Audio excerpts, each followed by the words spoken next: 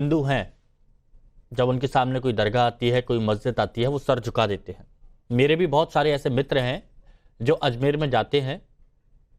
आपको मेरी आवाज आ रही है? मैं आपसे सवाल पूछूं, आप जवाब दे रहे हैं थोड़ी देर बाद?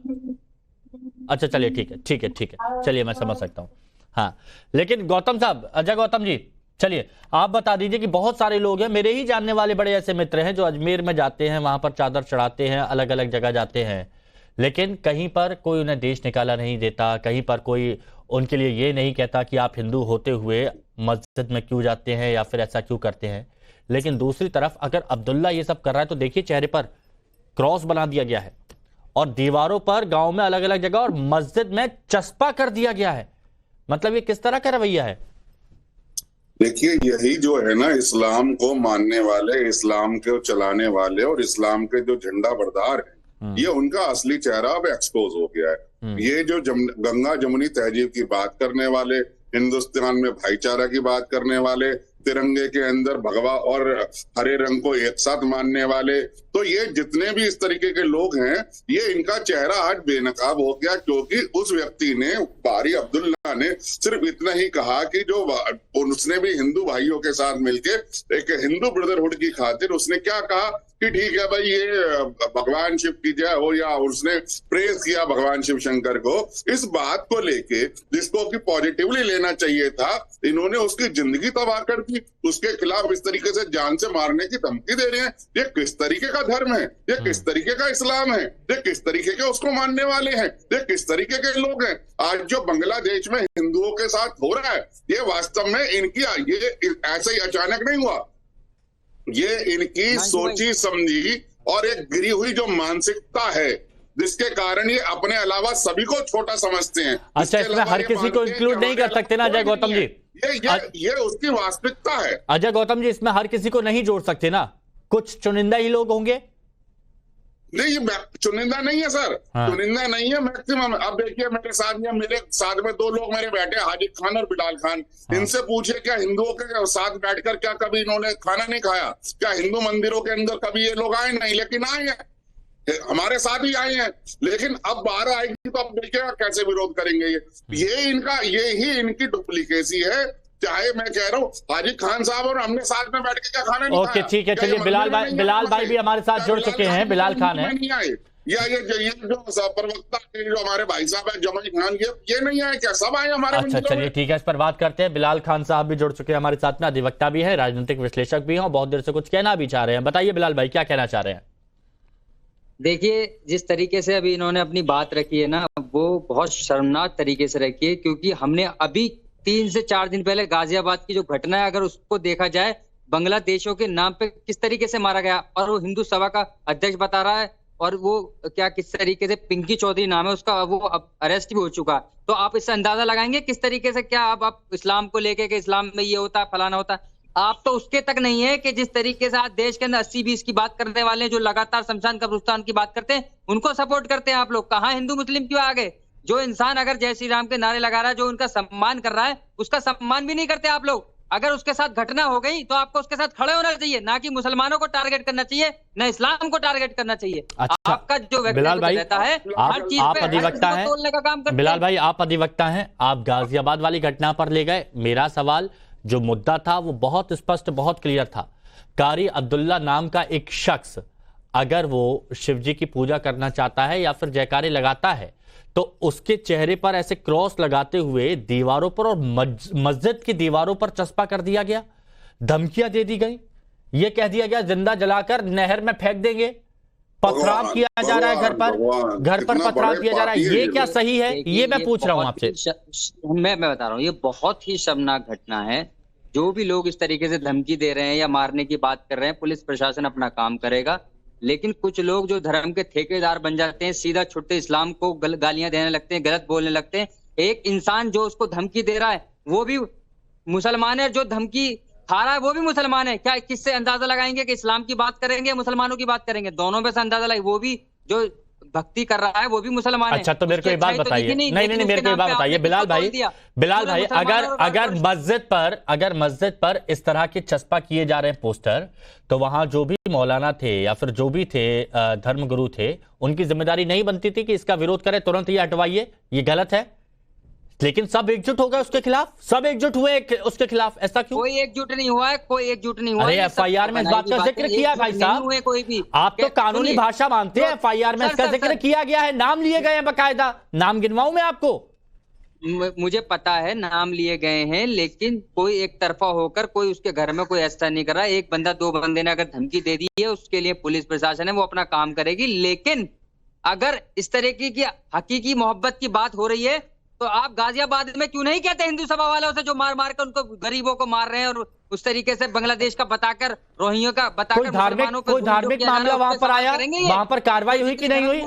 वैसे कोई धार्मिक मामला वहां पर नहीं था, सुनिए वहां पर वैसे कोई धार्मिक मामला नहीं था, वहां पर ऐसा नहीं था कि उन्होंने हिंदुओं को लेकर कुछ बोला हो या फिर मुसलमानों को लेकर कुछ बोला हो। आइडेंटिफाई किया ना पंकी चौधरी, उसका आज का इतिहास नहीं है, पुराना इतिहास सबको मालूम है। अब आप पिंकी को ले आए, अब आप यहाँ पर पिंकी को ले आए, लेकिन यहाँ सुनिए ना, यहाँ मरगूब, आफरीदी, आलीशान, अजू, वसीम, शाकिर, 20 लोगों के नाम दर्ज हैं एफआईआर में, 20 लोगों के नाम।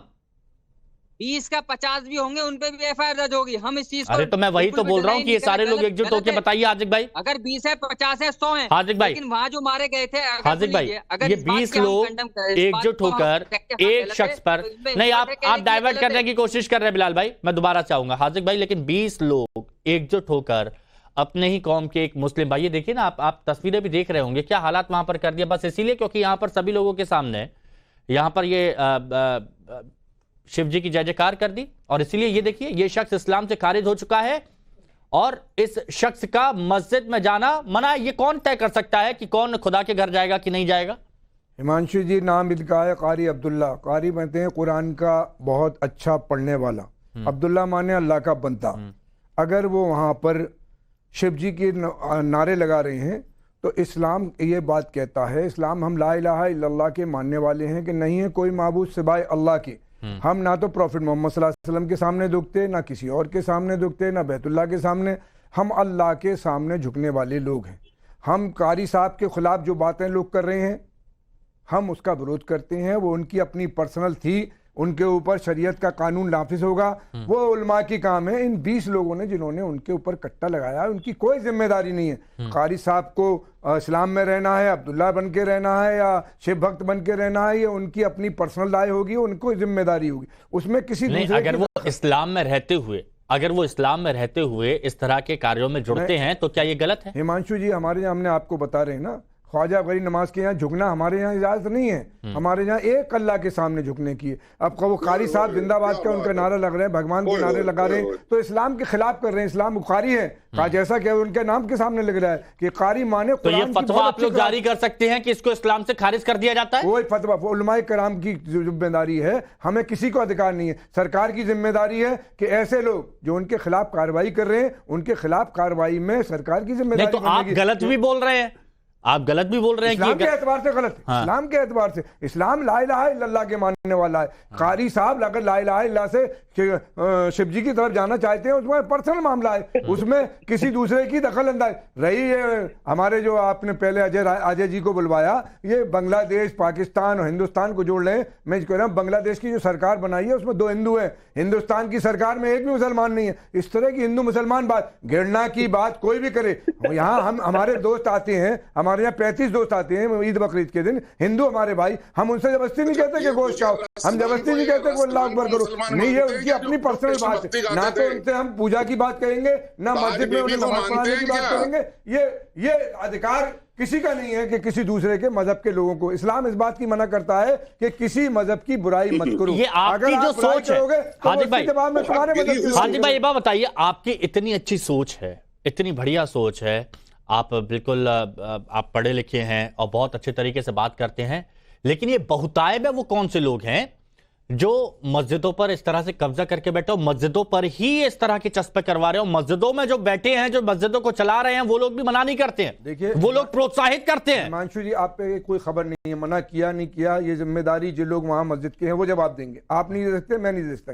एफआईआर में अगर इस बात का जिक्र है, एफआईआर में ये सारी चीज लिखी गई है कि मस्जिद में जाने से रोका गया, मस्जिद में जाने से रोका गया, मस्जिद में घुसने नहीं दिया जा रहा। अब बताइए, आपने कहा है एफआईआर करी है, अब तफ्तीश पुलिस करेगी ना, मैं करूंगा ना आप करेंगे। अजय भाई, पुलिस की जिम्मेदारी है उस तफ्तीश को करके। सही बात का सही, गलत बात को गलत, सही को सही कह रहे हैं। पुलिस की जिम्मेदारी बनती है उनके खिलाफ कार्रवाई करें। हम किसी भी ऐसे आदमी की हिमायत नहीं करेंगे जो बीवी को मुसलमान मानते हैं, नहीं मानते, अमीर खुसरो को मुसलमान, गौतम की जिम्मेदारी अच्छा सुनिए ना, कुछ कह रहे, एक मिनट, हाँ क्या एक जिम्मेदारी होगी, हाँ, मैं पूजा करूंगा। अच्छा ठीक।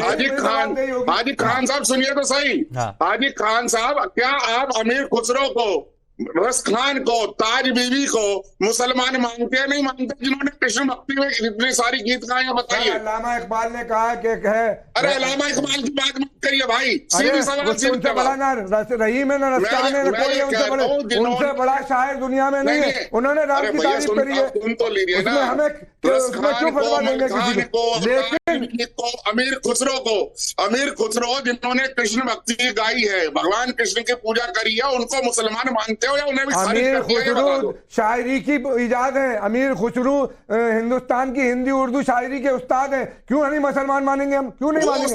अरे किसी की शायरी में किसी की तारीफ कर देना, क्यों नहीं मानेंगे? अच्छा ठीक है, फैज साहब, मोहम्मद फैज खान साहब, मोहम्मद फैज खान साहब, आप मस्जिद में नमाज पढ़ोगे, उठाकर फेंक देंगे आपको लोग हिंदू भाई। आप मस्जिद में जाके नमाज जिस दिन पढ़ोगे उस दिन फेंक देंगे।